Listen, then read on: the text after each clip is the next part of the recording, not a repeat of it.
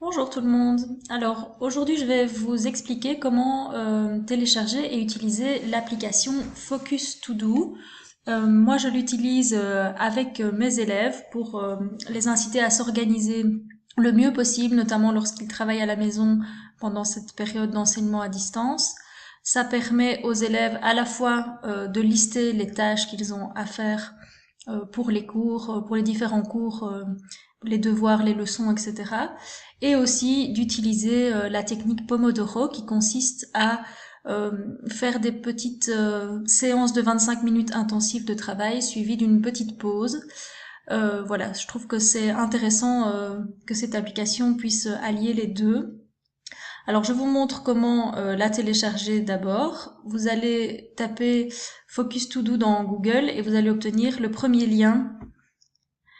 On peut cliquer dessus. Alors ici vous voyez que vous pouvez télécharger Focus To Do.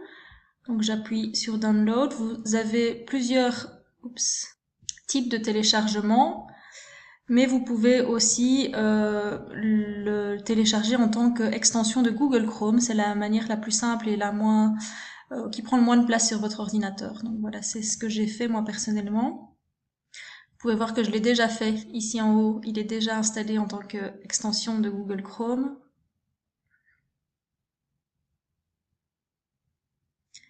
Voilà, ici je l'ai déjà fait, mais à la place de supprimer, vous allez trouver télécharger et donc vous pouvez le télécharger en cliquant ici sur ce bouton. Alors si je prends ici l'extension, voici ce que j'obtiens. Personnellement, j'ai déjà créé des projets. Vous voyez qu'ici on peut ajouter des projets. Imaginons que je veux ajouter le cours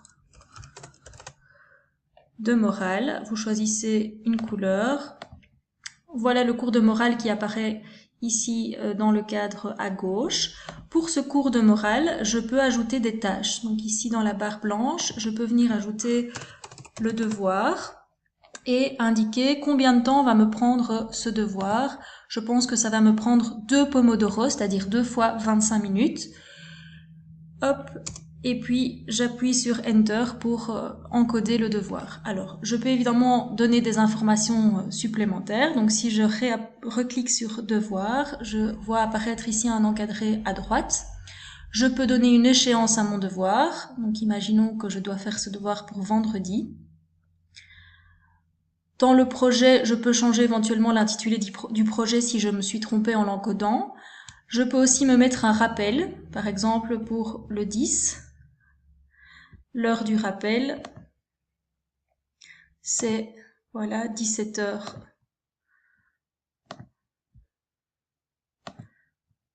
Hop, je peux répéter éventuellement le rappel. Je peux aussi créer une liste de tâches subordonnées.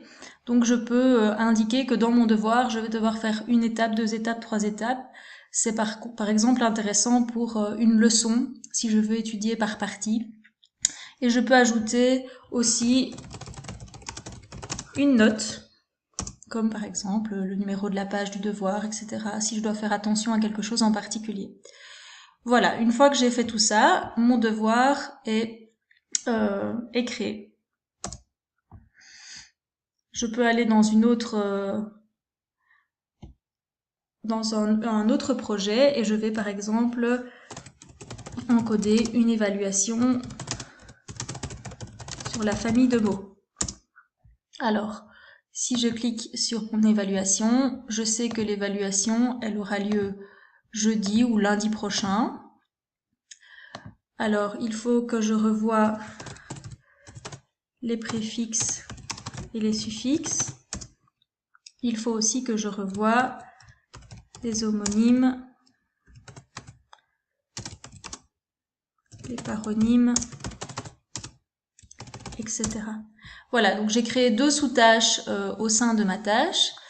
Je peux me mettre un rappel pour le samedi, pour ne pas oublier de l'étudier, puisque c'est à ce moment-là que je compte l'étudier. Je peux le répéter le dimanche, ou voilà, tous les jours, hop, pour m'en souvenir, donc jusqu'au jour de l'évaluation. Et j'estime que pour cette évaluation, je vais devoir étudier 4 Pomodoro. Voilà. Alors, une fois que j'ai créé mes tâches, voilà, je veux commencer à étudier pour mon évaluation sur la famille de mots. Eh bien, je vais lancer ici en bas le premier Pomodoro de 25 minutes.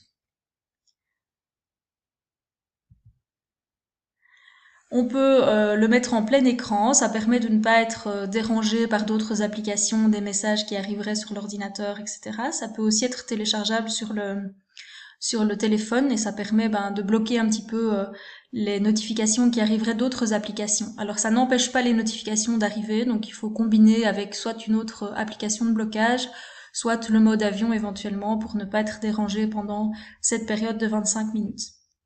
Et voilà, on peut laisser filer le temps et rester bien concentré pendant cette période de 25 minutes qui sera suivie d'une pause. Et voilà, on arrive à la fin de nos 25 minutes de travail intensif. On voit que toutes les petites gouttes d'eau ont été remplies de blanc, donc pour montrer l'état d'avancement du travail. Et je suis maintenant sur mes 5 minutes. Vous voyez que j'ai une notification, la fin du Pomodoro est arrivée. L'écran change de couleur, donc ça permet aussi d'attirer l'attention si on est en train de travailler sur une version papier d'un travail, par exemple. Ça me permet donc de lancer mes 5 minutes de pause qui fonctionnent exactement sur le même principe. Donc 5 minutes de pause où on va pouvoir se détendre, faire ce qu'on veut, aller marcher, prendre l'air, etc.